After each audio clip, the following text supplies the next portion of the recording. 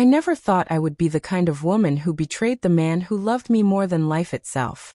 For 20 years my husband David had been my anchor, my best friend, the father of my children, the man who stood by me through every hardship. But sometimes betrayal doesn't happen because love is absent. It happens because weakness creeps in, temptation whispers, and you foolishly think no one will ever know. That's what I told myself the night I let another man touch me in the very bedroom I once called sacred. A reckless affair, short, stupid, and meaningless, but enough to shatter the bond that David and I had built brick by brick. I still remember the look on his face when he walked in. He didn't scream, didn't raise his fists, didn't rage like I expected. He simply froze, his eyes wide with disbelief, his lips parting as though the air had been stolen from his lungs. And then he turned, walked out, and closed the door behind him. No words. No accusations. No dramatic outburst. Just silence.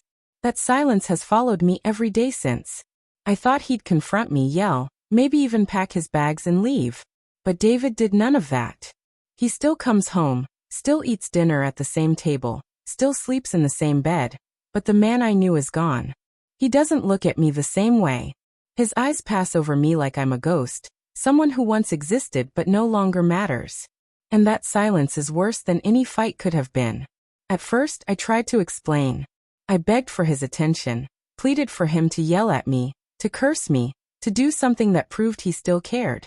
But David would only nod quietly, his face unreadable, and carry on with whatever task was in front of him.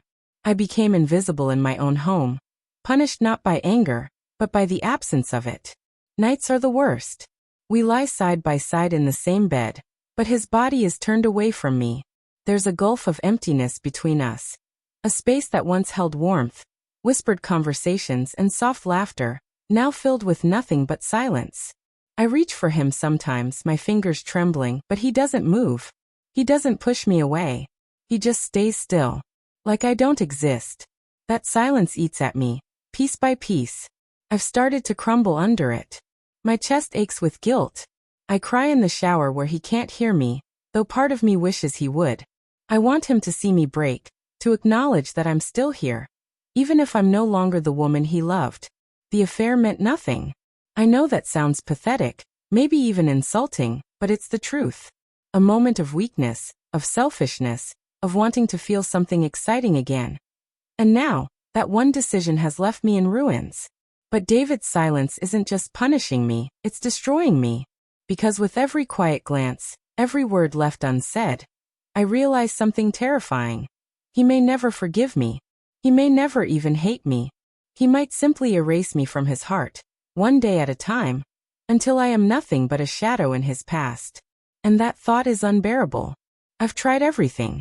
I wrote him letters, pouring out my soul, confessing my guilt, my shame, my desperate wish to turn back time. I left them on his nightstand, in his briefcase, even in his car.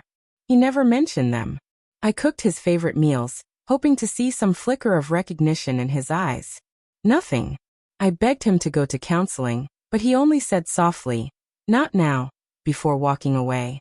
It's the walking away that kills me, because every step he takes feels like another mile between us. Sometimes I think maybe he's planning to leave me, that he's just waiting for the right moment.